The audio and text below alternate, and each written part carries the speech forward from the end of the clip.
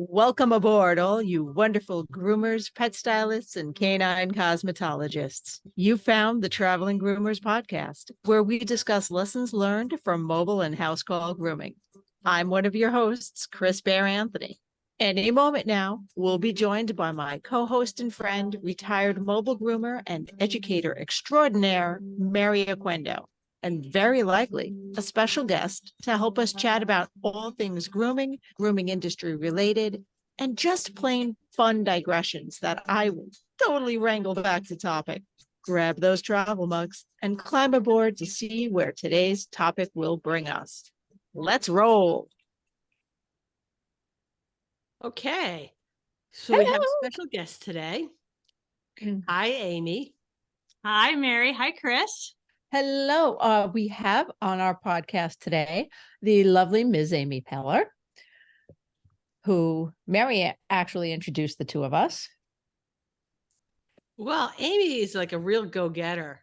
You know, she invited me out to lunch at the Danbury Mall. All right, to sort of pick my brain a little bit. She came with a binder.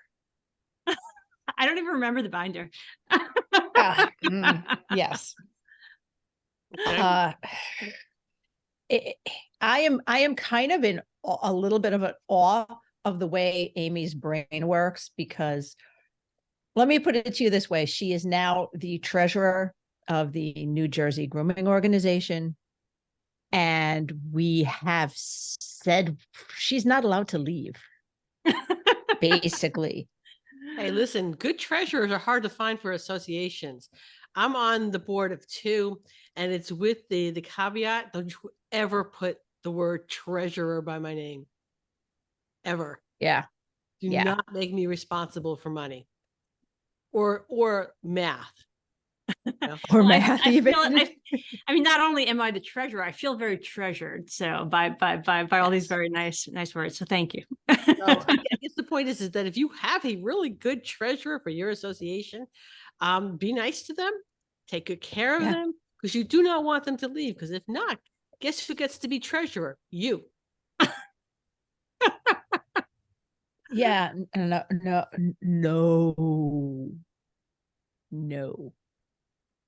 That's a no. And we had a round table this past weekend, and I felt really odd answering a specific question because somebody asked about how you set your pricing, and I knew the correct answer.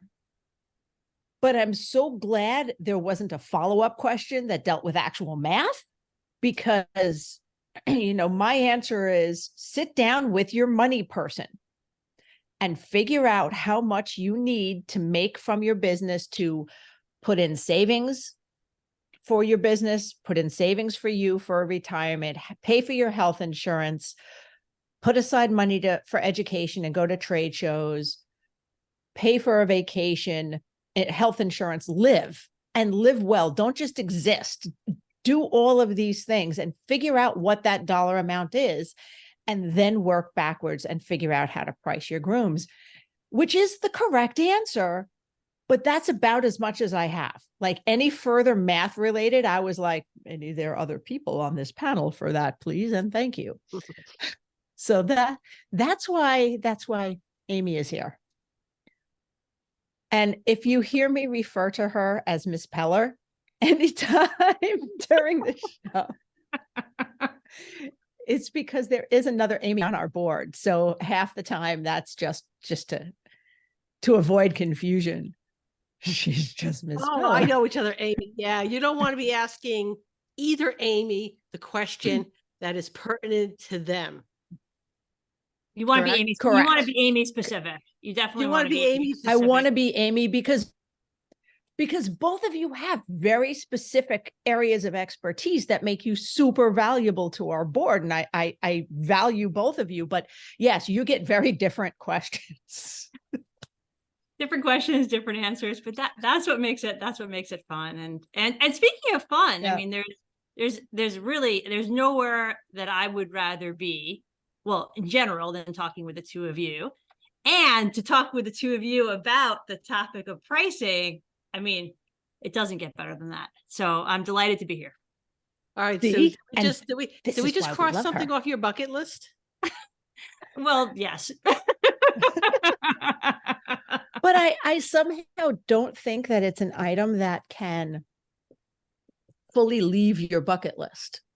Like you enjoy talking about it so much. It's not like, oh, I've done this, I can never do it again. Well, no. That she's here on the podcast talking about it. That is Oh, definitely Well, you're bucket thinking list. this is like a 10-part series, right? This Yeah. topic. It who could knows? be. It Could could be. Who be. knows? Well, this is her second time on the podcast, Mary. That's true. I know And that. Mary, it's my third. So, It's my okay. third time speaking with you in the. Yes, because she's been on Okay. Women Petpreneurs as well. So Nice. I am delighted. So I appreciate the invitation very much. Okay. Well, we're glad you're here too because we like you. Thank you. Mary, you want to hear something really silly? Go ahead. How long have I had this soundboard? For a little while. For a little while now. Oh, Yeah. almost a year. Probably pretty close to a year. So today is the day when I went, hey, instead of guessing, I bet when I hit record, there's a timery thing. I could see exactly how long we've been recording, so I know where to put our commercials. And Yeah, you just found it. I just found it. I just found it. Because I never keep it on that screen. I always keep it on anyway, never mind. Duh. I made a discovery that I just had to share with you. Okay. So part of the reason we asked Amy here to discuss pricing is Amy, I don't think realizes how much she is currently helping me fix my pricing. And that is because we have a service area in common. So a handful of my clients that don't want to, either I couldn't do in my home, don't want to come to my home, or I wasn't ready, whatever. I've tried to find places for either shop recommendations, different mobile recommendations. So obviously Amy was top on my list, try Wagon Shine. she's more money And than you, isn't apparently she? she's by not just $5-10, she is more money than me. And I've been yelling at her for years. Yeah. Amy. Thank you. Years. Me too. and I've been slowly trying to correct it, but now I'm like, and we're not going to discuss the one client that I did get the complaint about, but we're not. But for the most part, it hasn't been an issue. And just in terms of that one specific client, we used to see her every other week. We've been seeing her every other week. She actually asked us to come every week. So yeah, she may have shared some reservations. But that doesn't mean she does. But She can't reservations afford don't it. necessarily convert into Yes. people's action sometimes, if overall you're providing them with a great experience. But I think, Yeah. I think as part of this discussion, as we talk about pricing and how we think about it, I think it would be probably beneficial to also talk about, some of the concerns that groomers sometimes have that prevent them from maybe Yes. some adjustments to their pricing.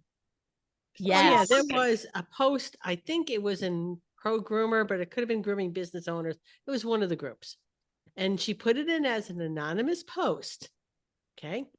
But she was saying that groomers ought to give owners some slack on pricing because so many dogs are ending up in the shelter because they can't afford grooming. And it's a really, Okay. yeah. And it was a good thing the post was anonymous. All right. I'm not allowing us to even respond to that because it is time to hit our first button. And boy, there is a lot to unpack there. Mhm. There is a lot to unpack there. So we're going to hit our first button. I know when I'm on the road grooming, I want to keep things rolling along with a 9-foot clearance, hand-me mobile grooming vans actually fit through most drive-thrus to make lunch and banking on the go a breeze. With their clean running diesel engine getting up to 5 hours runtime per gallon, you're spending less time and money at the pump. Visit Hanvey.com today to configure the mobile grooming van of your dreams. All right, ladies. All right, I am going to start by saying I understand where that poster is coming from. I can, to a small extent, get it, because they're coming from a place of pure love and concern for the dogs. That is a very small part of me that is trying to be graceful and caring for our fellow groomers. There is a larger part of me that is screaming internal obscenities regarding how much people suck. So Mary, go ahead. Okay, so I think that is a mindset that we've had for so long. I can remember first going mobile 2002. And when I announced my pricing, I had other mobile groomers in my area, I mean, within the region, going, oh my God, I can never charge that amount of money. And I'm like, yes, you can. Okay. But I think it's a mindset that, you know what, we're just dog groomers. Okay. We shouldn't charge that much because we're doing it not because we're greedy, but because we love animals. And yeah, no, but you still got to pay your bills and you still got to put food on the table. And then ask yourself, when was the last time you took a vacation? Because at that time, I was probably going to Cancun at least twice a year. Never mind any other little side trips I was taking. So yeah, I was not burnt out grooming clients that I was doing because I'm working so many hours trying to pay my bills. Okay.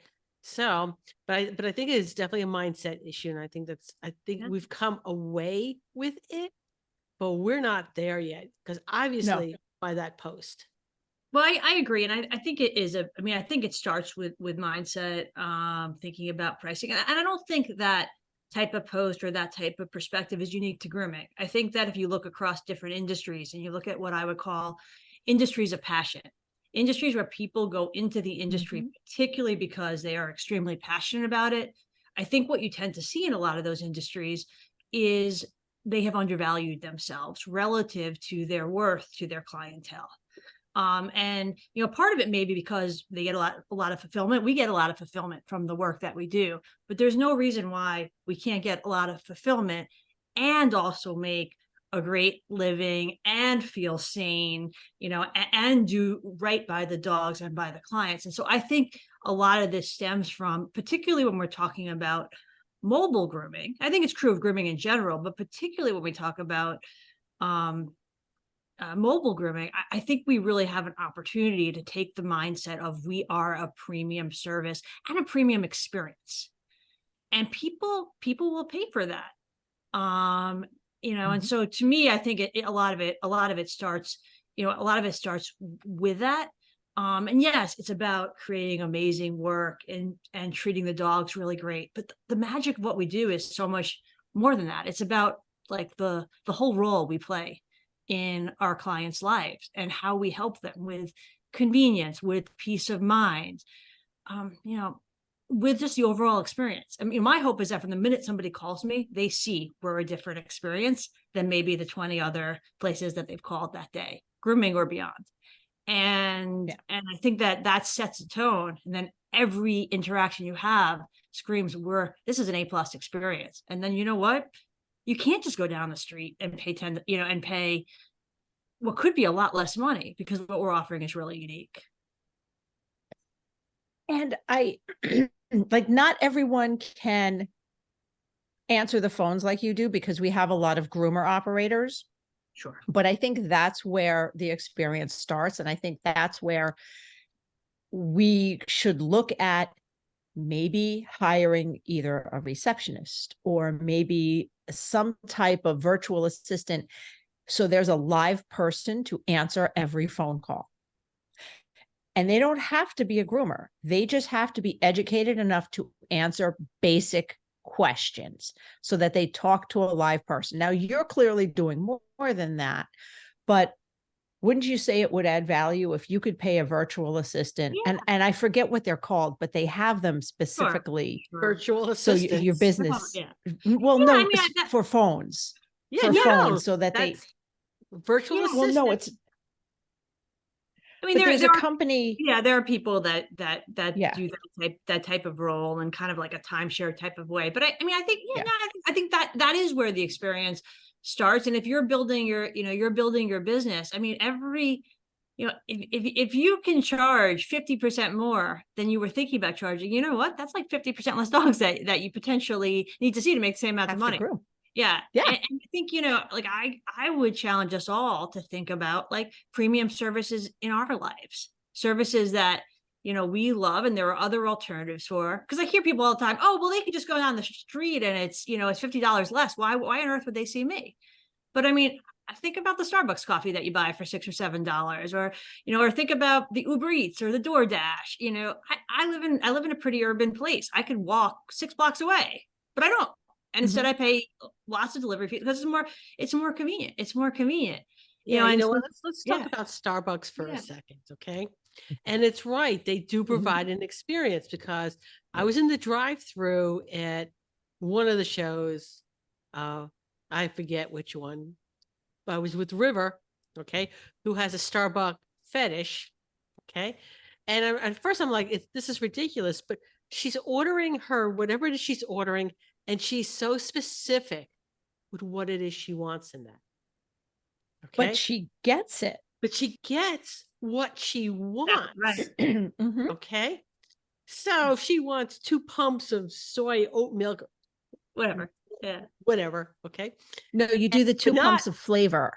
And then a pump and a half of whatever, she's getting the precise, basically chemical formula, which is going to make her very, very happy. Okay. Mhm. And I think, you go into Dunkin' Donuts and you're like, yeah, throw some cream and sugar in that for me. I think the closest thing that Dunkin' has to like, something being Personalized. personalized is, I think it's like called 7 and 7. You get 7 sugars and 7 little creamers in it. I have not heard of doing 7 and 7 in a Dunkin' because their creamers aren't in the little teeny cups. Or whatever it is, or maybe it's 7 Right. pumps. I don't know, but it's like 7 and 7. And I had not heard of that until somebody who was a diehard Dunkin's fan told me that. Although all of the New England region, please don't come at us because I know New England really Oh God, yeah. prefers Like, there. But no, but I They think prefer like your Dunkin'. point about River, she's so happy that she gets the cup and it says River on it, and she's probably delighted. And if Starbucks decided to raise their price 10% tomorrow or 15% tomorrow, I suspect she would She'd still pay it. be there the next day. And so, I mean, I think we gotta kind of think about how we deliver that type of experience to our clients, because it's gonna pay off in dividends. And I think the other part of this mindset of being a premium service is, yes, it's good to know how your competitors are priced, but if you're looking at if you're a mobile operator and you're looking at the shop down the street and you're saying, oh, I'm just going to be 5%, 10% more, $5, $10 more, like you're probably off base, because what we do is so different and we are so limited in each of our vans and how many or house call our day, our inventory is our time. And we're so limited in our day and how many clients, how many dogs we could see, that if we're not charging a substantive premium for that, we're probably not seeing the right clients, or we haven't had the courage yet to ask for that premium. And I'm going to go one step further because I'm going to ask a question when we get back from our next commercial break. And then the theme of talking about legal things, I do know the answer to this. I know the answer to this, but I need to pound it into my subconscious that may not listen to me. So I'm going to ask you a question about that as soon as we get back from this commercial break. So by now, you know how much I love my Evolution shears. They're the only shears I use. Check out all the options, including customizable non-swivels at evolutionshears.com, and give Abby a shout with any questions you might have. Traveling Groomers listeners get $10 off and free shipping with the code on the road, all one word. So check them out today. Your hands will thank you. Because everybody just has a pair of shears in their desk, right? Right. Okay, so we are the Traveling Groomers. We talk a lot about mobile and house call, and we're talking a lot about pricing for that. But now I am considering transitioning to half house call, half home-based salon once I get my zoning sorted out in my town and make sure I'm doing everything legally. But I still have a lot of the same restrictions because I'm not doing crates. It is one dog at a time. So it's not like I can do more dogs, even though I'm not traveling, because it's one dog. And I have to allow, in my head, a sizable gap between appointments, because if one person is stuck in traffic, I don't have a place to put the other dog. You know what I mean? Unless literally it's a small enough dog, my husband can come in here and it can sit on his lap and get cuddled until owner A arrives while I've started to groom dog B, but that's not the experience I want to give. So initially it was like, well, I should charge less, right? Because they're coming to me. I'm like, no, see, this is where I knew the answer. So when you're in that spa setting, whether it's your home salon or your shop where you're doing that one-on-one service, you should be pricier than the salon down the street, because that is what you are charging for. I mean, look, at the end of the day, guys, I mean, I really think it comes down to pricing in a way that values fully your time, your skill, your experience, the energy it takes to work with that dog and client, and the experience that you create for them. And how much is that worth to someone? And for the person, it's pretty darn hard to find one-on-one grooming experiences, whether it be in the spa in your house or the spa in, one of our mats. And so, I think those can all be premium experiences. A shop can be a premium, it can also certainly be a premium experience. You just have to kind of make those choices and deliver on it. But yeah, but particularly in the type of business we're talking about, you don't need, if you're a groomer running your own business, you don't need 1,000 clients. You probably need 100 or 200 really great clients. And if the clients that you have aren't the ones that are willing to pay the prices that you want to have the types of things, Chris, that you were talking about earlier, the life that you want, the revenue, the sales that you want, et cetera, then you kind of have to scratch your head and say, well, maybe I should be thinking about some different clients or a different geography where they can afford that. And I just want to make a point that when you know how many clients you need. So when I was mobile, my number was 125. Those are the number of clients I needed. And in the city of Danbury, where I lived, all right, there was 9,000 licensed dogs. That's not the unlicensed dogs. That's not the cats. And it does not include the surrounding towns. All right. I can't groom 9,000 pets. I can't. No. Okay. Please don't try. Yeah. Guys, please don't try.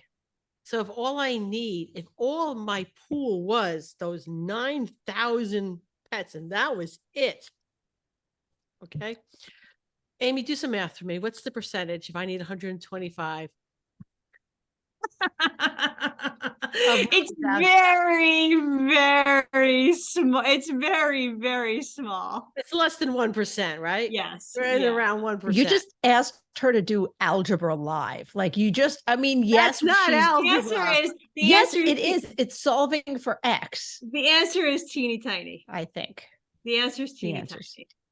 The answer is teeny tiny. It's teeny tiny. Okay. So the point being is, I think for me, that was a light bulb moment when I realized that I only needed 125 Yeah. clients. That took a lot of pressure off of me to like, well, you know what? You don't want to pay my price. That's okay. I have bigger pool to choose from. Exactly. And we all have to decide. So do we want those 125 people to be the people that are paying $80 for a groom? Or do you want those 125 people to be the people who are paying $145 for a groom on average? I'm just making those numbers up, but you know, but really that could be the magnitude of what we're talking about for, easily.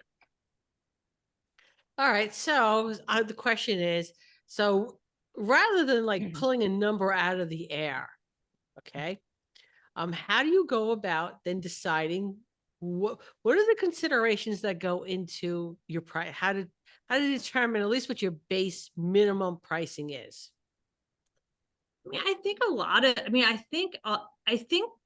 to think successfully about pricing, you really want to have a good handle on the overall financials of your business. You want to understand kind of what's driving your sales and what's driving your costs. Yeah. And so, I think the first, you do want to have a really good handle on those costs. And those costs, could be, like Chris was saying, it could be fuel, it could be downtime, it could be van maintenance, but costs are also days that you get sick and you're not able to work. And so kind of that's going to reduce your opportunity to earn. So I think you want to really have a good understanding of your financials. And then from that, once you have the understanding, you know what all your costs are, your insurance, we have, 5 stylists on our team, obviously there's employment costs, etc.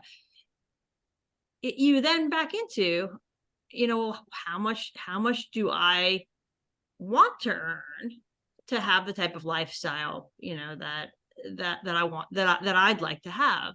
And then that helps you understand, right, what maybe your annual revenue needs to be, and divide that by 12. Now it's your monthly revenue, divide that, and when you think about the type of lifestyle you want to have, it's inclusive of thinking about the day that maybe you can't groom anymore, and that's how much you want to be setting aside for retirement, or if a rainy day fund, if something happens, etc. So it really starts from understanding those financials, and then from there backing into, what do I want my annual, my monthly, my weekly, my daily revenue to look like? How many dogs can I see a day? Well, if I want to be, if I want my sales to be $1,000 a day, and I think I could see, 8 dogs a day. Well, then if I'm just some quick math, well, then on average, my pricing probably will be about $150, a dog. And I'm not saying people see 8 dogs. I'm just using that as a quick, quick example. Always make good, easy examples for math. Yeah. So then you start, I think, you do, look, it is good to understand where the competitive environment is, because there's what you need and what you want. And then there's like, what are people, kind of willing to do? And if you're in a competitive environment where you think that seems unachievable, then you probably want to look at some other, geographies, or, other areas where maybe it is achievable. Maybe you could drive 25 minutes away, and see 125 clients in that 1 mile radius. Because I know, that's another part of this. Like, where is your business going to be where people are going to value this? Yeah. So when I decided, and I stuck the pin in the map, because back when I started, we had the books with the maps in it. Okay. So I had decided my choices. I lived in Fairfield County, Connecticut. And the only reason that Fairfield County, Connecticut isn't the most expensive, richest place in the world to live is because of Upper Fairfield County. Okay. Which is where I was. So I decided I didn't want to do Lower Fairfield County. I didn't want to deal with that. I wanted to stay closer to home, because these are personal choices. Okay. Sure. My husband was working afternoons. If he worked overtime, that means he was working during the day as well. So I needed to be somewhat close to home to be able to come home and walk the dogs if I had to. Okay. So I just did not want to deal with people in Greenwich. Okay. And there's a particular city in Lower Fairfield County. I think it's Weston. I could be wrong on it. Where I personally know 2 mobile groomers who fired the entire town. What? They were just not dealing with them anymore. The entire town got fired. They were not going to that town ever again if they could help it. All right. So yeah, choosing your location can be huge because there's going to be pros and cons with that. I could have made way more money in Lower Fairfield County. Okay. But that's a good half-hour drive, no traffic. If I'm going during rush hour, that half hour is going to turn into 2 hours. Okay. Yeah. And then I have to factor that too, as well. And then dealing with more entitled people than I really wanted to deal with. I had already had 3 teenage daughters. I was done. My patience was, Self entitlement. That was it. That was- took it all up. that I mean, took I think- all my entitlement patience, threw it out the window. Yeah, I think something that's interesting that I've, we've found is like, look, obviously people need to have a certain level of wealth to pay for any service in life, but there isn't a direct correlation between, more money means people are willing to part with their money. You really need to find the people that have enough wealth where they can, where you can fit into their budgets potentially, but that also where you're a priority and where they really value what you do. Because it's not, we've talked to a lot of kind of very wealthy people that sometimes just couldn't fathom. And it's not, I don't blame them for it. Everybody has their own, their own priorities. And you just need to find people whose priorities match with the service that you're offering. So yeah. Some of my best clients literally would budget weekly for their grooming for their dog, including a tip. Oh yeah. And we'll talk more about that right after I push a button.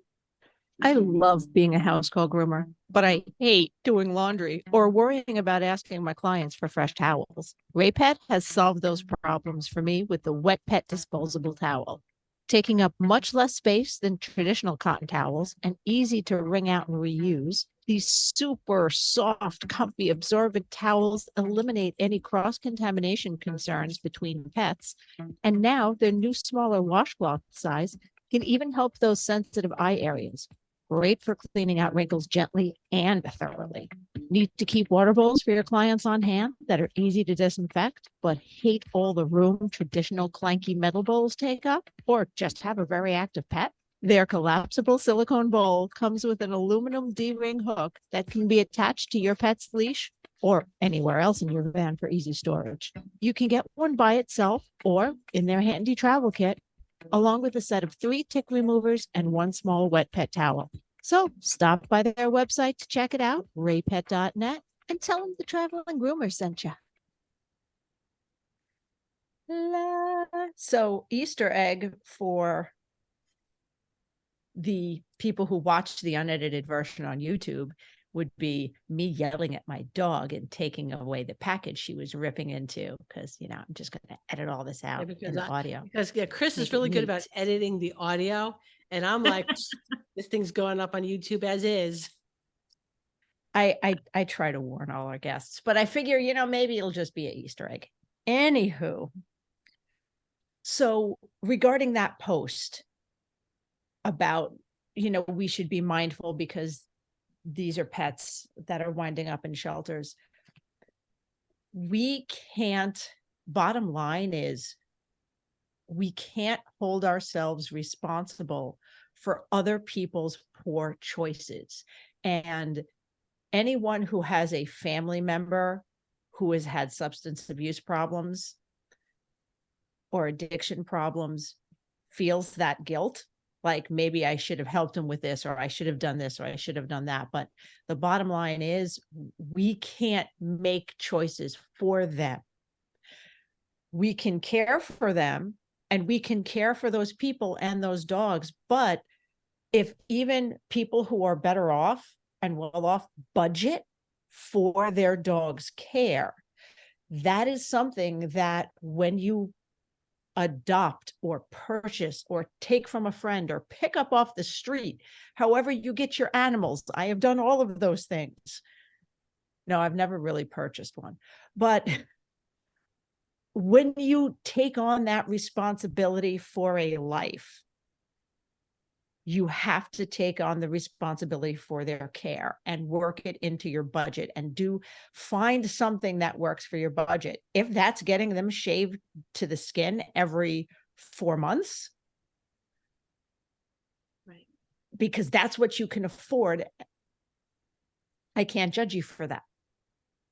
Look, I think everybody has to make like everybody in our industry has to make their own choices. I mean, I think if somebody wants to be doing you kind of just work in more of a pro bono type of way. I mean, that's everybody has a prerogative to kind of choose kind of how they're going to find like fulfillment. But I just genuinely believe that we could do the work that we love, do it really well, have fun doing it, be valued by our clients, and also have a good paycheck to put in the bank. Like those things don't all seem at odds to me. They seem like they really can go together really well. And I think, for us, when you have a well-run business, you have team members who are more engaged, are more likely to, I think be putting their all into it, don't feel burnt out, can take vacations. I mean, all of those things I think are just, really important, but everybody has to make that decision for themselves. Yeah. And you can always volunteer at shelters. You can always go, okay, there's one client that I've been doing forever. That is my one client that I do this for. Yeah. And you can work that into your budget. But the bottom line is PSE&G or the grocery store doesn't give a flying fuck that I did some really good things for animals this week. So they should, go easy on me on my bill. Because it is unfortunate, but it is not how the world works. No, and you know what? And circumstances can change. So like when my kids were little, I was a stay-at-home mom. We had one income coming in, which meant when I went grocery shopping, the coupons were coming out. Okay. Mm-hmm. Now that it's just me and my husband, and he's got a pension and Social Security, and I'm still working. What it costs at the supermarket means nothing to me. That's a difference. That's a difference in circumstance. So people can have the same circumstance, right? You do what you can afford to do. Right. No, I agree. And how we approach it is, I mean, I get a lot of calls from people who, for whom we are more than they want to spend. And I get that. And I'm very upfront about it. And part of the discussion I have with every new client is about pricing and what this is going to look like for the first appointment, which is usually a little bit more, and then for beyond. And I always talk in ranges, and I could talk a little bit about how we set those if you like. But for the clients that say, gosh, that sounds really great, but it's more than I can spend, I say, I understand. I'll often preface it by saying I appreciate that this isn't inexpensive, particularly if you have 2 dogs or, whatever it might be. But this is what it is. And I think we as an industry have to believe we're, like, going back to mindset, have to believe we're worth that. And that we deserve that premium because we're doing something really special. Mm-hmm. And for those clients that it isn't the right fit for, I may even make alternative suggestions for them if I can, if I know something that is a better fit. But I've had some of those people go on to say they're going to recommend us to others. We're not the right fit for them, but I'm going to recommend you to 10 of my clients, and they do their industry, and they do. We see them on the Facebook groups. Yeah, exactly. Yeah. But we'll also always talk in ranges for initial appointments and even sometimes beyond. Because I think one thing that's, a little unique about our business, but not specific, is I think until you're with the dog, you just don't know. All right, we're taking these calls and people are saying, what's it going to cost to groom my dog? It's like, okay, that's a pretty broad question, right? And and like, when was the last time you called an electrician and said, what's it going to cost for you to come to fix my problem? And they say, oh, it's going to be $123. No, they don't say that. It's $125 to come to your house, and that can cost from anything to anything. And so, Yeah. I ask clients, a number of new clients, a number of questions that help me understand better what their desires are, what the dog is like, what maintenance is happening at home or not. The last time the dog was groomed, all of that gives me a perspective on what's going to be involved, what the dog is going to be like, what the coat's going to be like. And that then helps us set a range. And sometimes when I can set those as very tight ranges, we're talking about like maybe a Chihuahua that's getting a bath and brush out. But sometimes when we're talking about, a 45-pound doodle, and the person says, well, I haven't really gotten any feedback from the last shop. And that may be true. I have to set a pretty broad range, and that might be could be as much as $100 or $150. And so depending on the information we have, that determines that range. And, I tell them I'm delighted if we hit the low end of the range. I'm also not surprised if we hit the higher end, but I want people to have a range because I want them to have, I don't want anyone to ever feel surprised. And I want them to have a reference. And you know what, in the couple times, there have been many times where we've said that range is higher than what we actually ended up being. And there are many times where we'll charge people even less than the range.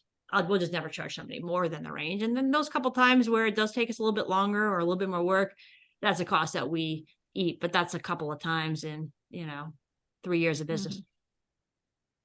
Yeah, I would also do some pretty broad ranges too, because people were thrilled when it was down at the lower end. Yep. What is it? Under promise, over deliver.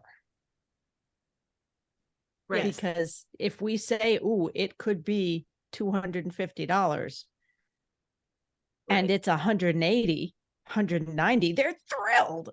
But if we start with, "Oh, that's probably going to be $180 to $200," they're not going to be as happy with the 180. Right. And I'll tell people, like, if we're seeing, I'll make up a Cavapoo that, hasn't been seen in 6 months, that I might say this initial appointment is going to be somewhere, I'll make somewhere between $200 and $350. However, most of the Cavapoos that we see on an every 4-week basis are priced somewhere between $155 and $185.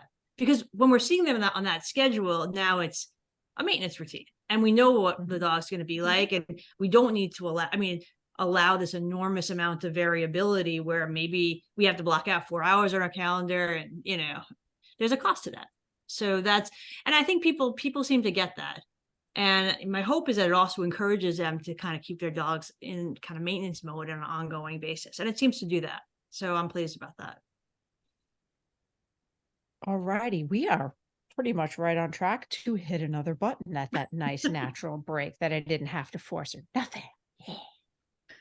And speaking of continuing education, because we either were or will be, join the Andis world-class education team each month for live interactive virtual classes. You'll learn new and trending styles, as well as tips and tricks from some of the best groomers in the industry. Whether you're looking for basic skills, trending styles, advanced techniques, or even just ways to spark your creativity, the new Andis Grooming Education site is your source for finding what you need to create your way for success. Try new techniques, learn from the pros, and grow your confidence today at andis.com/groomer education. Traveling Groomer Podcast listeners, hey, that's you, can get 25% off your first course today with the code VEGROOMING at checkout on andis.com/groomer education. Okay. Nice. As my dog gets loud. All right, So- Chris, got any more questions for Franny?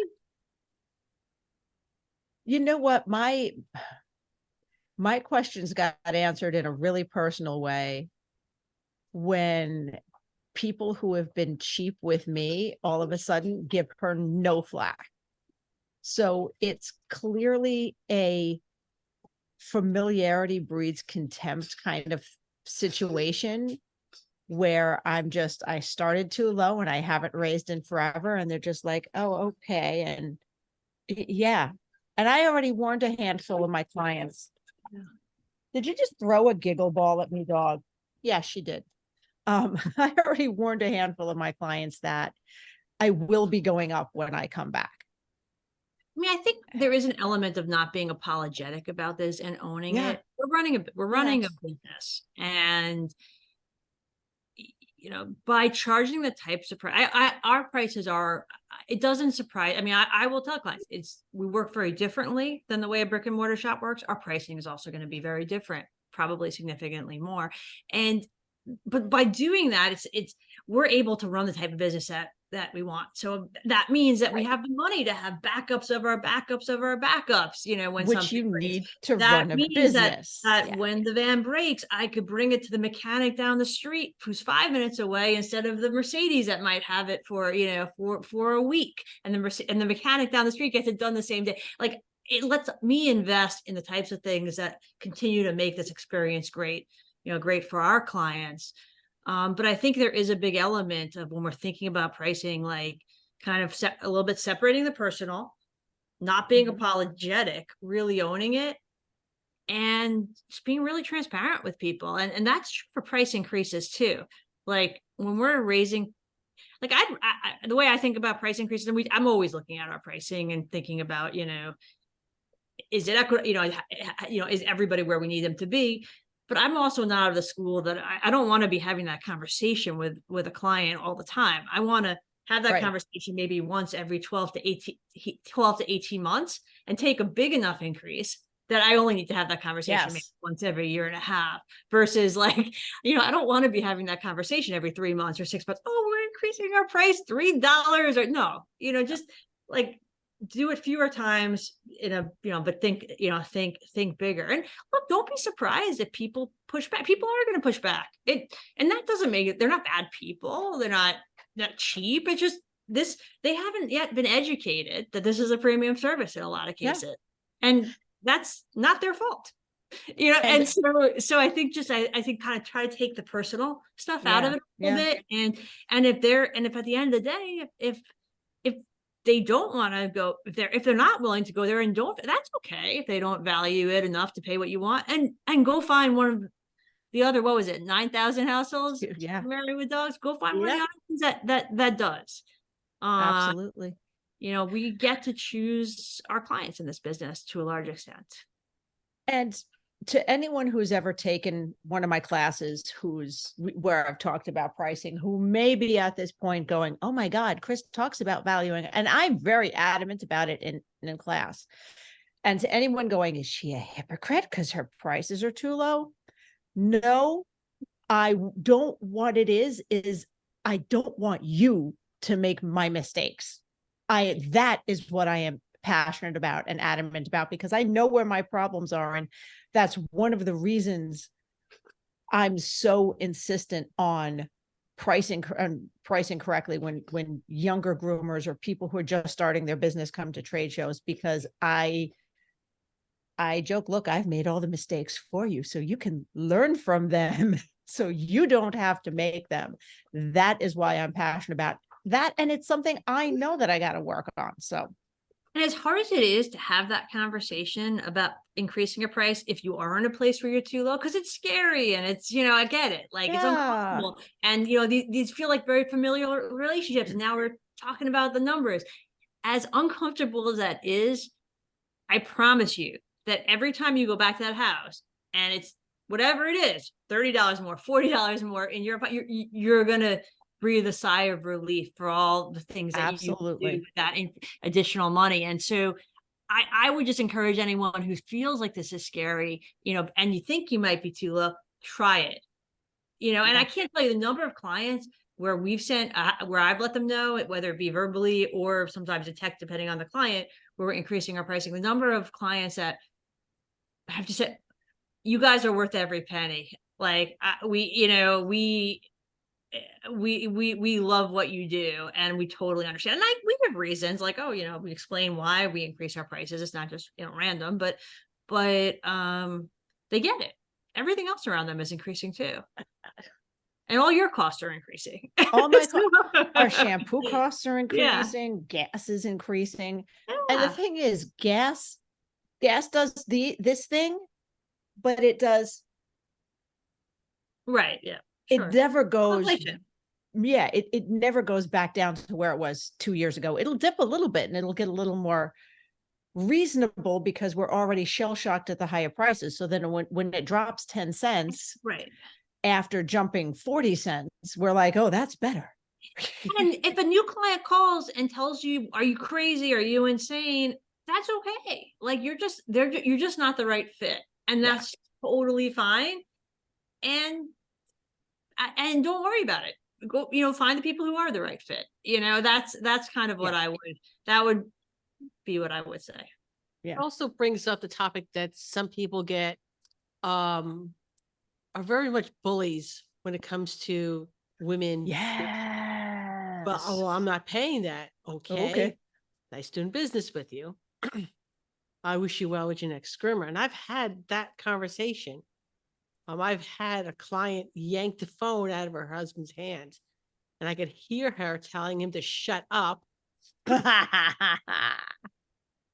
and apologize. Don't listen to him. He has no idea what he's talking about. Yeah. Yeah. What I've also found is like, I really don't ever want, I don't want to be going into a negotiation. I don't want to be ever twisting somebody's arm. And I even sometimes say that to clients. I don't want to twist your arm because I don't want people to be using us, but also at the same time be resentful about it. Yes. Like, yes. and so because our whole business is about making grooming happy, making the whole experience happy. And so, I mean, I really don't try to convince people. I explain what we do, why what we do is different. And if they see the value, terrific. And if they don't, that's okay too. We're just not the right fit. But there are enough people who see it. And what I would also say, if there are parts of that overall experience that kind of you think could be almost like a weak link for yourself, then think about how you elevate that. Like I talked to one owner of a large grooming company in Manhattan who told me that one of his stylists just wasn't getting as good tips as the other, and she did beautiful work and they couldn't figure out why. And so he observed her and just said, you know what, like when she returned the dog, like she didn't really, it just returned, here's your dog. And there wasn't like a smile, there wasn't a personal connection. And so they coached her on that, and her tips like went through the roof. Yeah. And so we have to think about this broadly about the experience. Yeah. No, absolutely. Because that's, my dog just gave me a heart attack. Una, chillax. We're not just selling haircuts. Mm-hmm. We're selling the care of their pet. We are taking Exactly. care of their pet. So Exactly. Totally. So on that note, it is time for our very last commercial of the day. But instead of hitting a button, Amy, question for you. What if I told you that you could have a year's worth of online education for less than the cost of one in-person trade show? Get out. Right? That is right. For only $97 a month, you have access to a different 2-day educational conference with 10 hours of material taught by the best in the industry every month, and has a new theme that includes anything from grooming skills to business and everything in between. And if you can't catch it live or you just want to rewatch it, recordings are available for 6 weeks with closed captioning for both the live and the recordings with transcripts. Wow. What is everybody waiting for? Grab your membership today at positiveed.com. Boom. Yeah, I'm waiting for Chris to actually record that for me. Yeah, I kind of like doing it live. It's but I also want the recording for Women Petpreneurs Podcast. Oh shit, I forgot about that one. Okay. You'll get that by Monday. Thank you. I have some office hours set on Sunday, so we're okay. Okay. So usually the last section of the podcast, we try to do something either fun or self-care or something along those lines. So my question for you, you have 5 employees. How do you take care of them? does some fun shit. Sorry. No, look, it's a great question. I mean, I think for us, our whole mission is about making grooming happy for the dogs, for the clients, and for our team. And so when we think about our team, a lot of it starts with a culture of treating each other with respect and treating each other just like humans who we all have lives and families and interests outside of work. And so on a very day-to-day basis, I think it starts from a perspective of understanding. We're all, we're all grown-ups. We're all passionate about what we do, but there are also other demands on our life. And so I think it starts from the mindset of understanding that, and understanding, different people's, changing needs. And I mean, just, today I had a conversation with one of my stylists. I was looking, I saw she was working on Halloween, and I just had a feeling she might be pretty passionate about Halloween. I was like, hey, we had about half of our day booked. I'm like, hey, by the way, do you want to just call it a day after that dog? And so it's just thinking about people as people. I think a lot of it starts from that. Of course, we from a compensation perspective, I mean, we've really tried to set up everything about our business, including obviously the pricing, in a way that the stylists that are working with us are doing really well. And, in most cases are earning probably like 50 to 75% more than they were kind of in other places, and feeling like they're doing work that they love without feeling like they're going to die. And so it's having conversations about, hey, how is it feeling? Do you feel like this is a good pace? Is it too much? Is it too little? Like, just kind of checking in on stuff like that. Encouraging people to take time off, which we have, paid time off, and encouraging people to take it and use it, as well as, if they need unpaid time off as well. Like, I want people to, no one's going to be good at work if they don't feel good about life, and so we kind of think about people as whole people. And then of course we do a lot of fun stuff and team outings, and I've done some different fun things, escape rooms and dinners. And Chris joined us for an event we went to where we did some glass work. It was very sharp pieces of glass, but we made really awesome. beautiful things. We visited, our company actually recently donated to a goat that was rescued named Goat Free. And so we went and we paid him a little visit on the farm. So it's just, just trying to recognize that we're all people, celebrating success, celebrating when we hear, get good feedback from clients, when we have big accomplishments. So there's some day-to-day stuff, and then some kind of bigger stuff that we do to make it a good place to work, a great place to work. Nice. And Mary, did you want to do a podcast shout out, or Amy, do you have a favorite grooming podcast shout out, or how do we want to do that? We want to do a spooky movie recommendation because it's still spooky season. Okay, let's do a spooky one. Now, here's the thing, right? I've seen the trailers for The Exorcist, the remake, right? And I'm not watching it. I am not going to see that movie. I am still traumatized by the original, and this one looks way scarier. So I am going to pass on The Exorcist. The trailers alone are giving me anxiety. I saw Barbie recently, and I thought that was pretty scary. You know what? I've seen some there's there have been articles that have been quite controversial, shockingly, about Barbie. So I will agree with that. So no, it really was.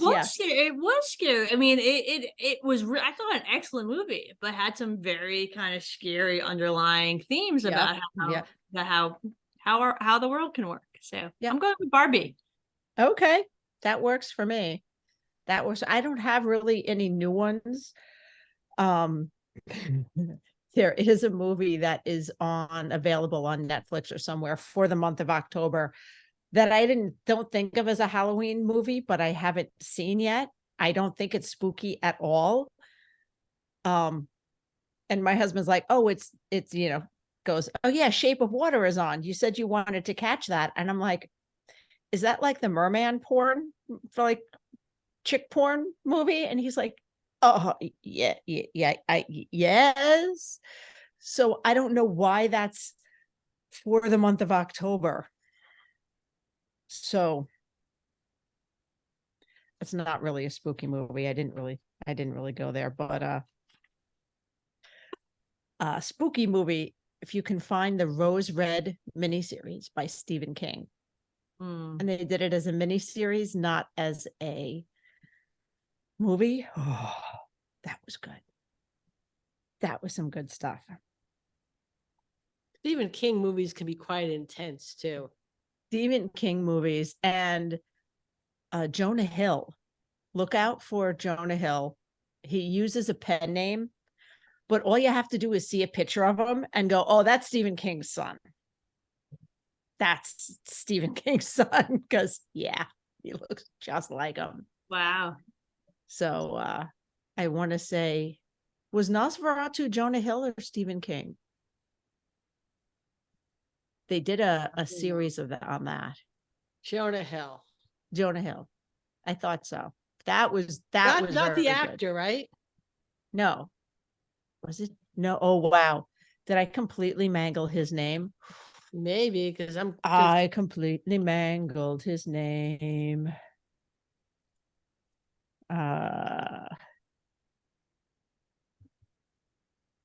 So Joe Hill. Oh, okay. Sorry, Joe Hill. I just added a na in there randomly. Sorry. Oh yeah, his picture just came up. Right? Yeah, he looks exactly like his father. I mean, a young version of his father, but no, yeah, he is the spit of his father. It's terrifying. Have you read any of his books? I have. I've read a couple of his books. And I really enjoyed them. I really enjoyed them. What genre? I'm not gonna say.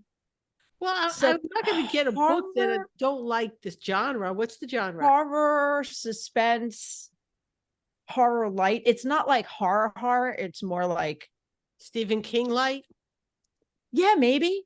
I'm sure he's got. Well, Nosferatu was actually, the book was a little more terrifying than the miniseries. There were cannibal children. All right, so do I have to go over to Audible now? Yeah. Horns. There was another. No, because I sometimes get him and his father stuff confused. It is different enough. You're not going to be going, I'm reading a Stephen King story, but you're definitely going to feel maybe a Stephen King influence. Okay, so Joe Hill, Nosferatu, NOS. Oh, that was the TV show, right? Yes. They made that into a TV show. The book was darker. Okay. The book was darker, but if you saw the TV show Nosferatu, NOS 4A2, then I would definitely say read the book. Okay. That's your Audible spooky season recommendation. All right. To summarize, one of the nice things we do, we save time for our listeners by Googling and various stuff ourselves, so you don't have to. It's a huge service. I mean, it's priceless. Okay, priceless. All right. So to sum up, you are worth it. You deserve to live. Yes. Don't make it personal. This is business. Put on your big girl pants. And the super important tip from Amy at the end: treat your employees like human beings and price so that you can do the nice things for them, like corporate events, because that is those outings you take, that's a business expense. And every time I've had an employer that I've left, be it a small shop, be it the big corporate shops, there was an aspect of not feeling appreciated involved. Mhm. So you work hard to make your employees feel appreciated and valued. And that's how you retain good employees. That's how you attract and retain good employees. So that's the episode in 30 seconds. but it's way more interesting and important than that. Listen to the whole thing. Don't just skip to the end. All right, Mary, any last thing? I was going to say any last words, but that does not sound good at all. Any last things you want to add? Or Amy, any last things you I'm want? good. I'm good. Okay. Amy, No, thank you. I think we covered it. Thank you. Oh, thank you so much for joining us. Always lovely and fun to talk to you. And safe travels, guys. Well, that was fun, but now it's time to head home. We hope you enjoyed listening as much as we enjoyed chatting with you. If there are any topics you'd like us to discuss or guests you want to see join us on this crazy road trip of ours, let us know in the Traveling Groomers Facebook page. Don't forget to thank our sponsors. And see you next week, guys. Safe travels.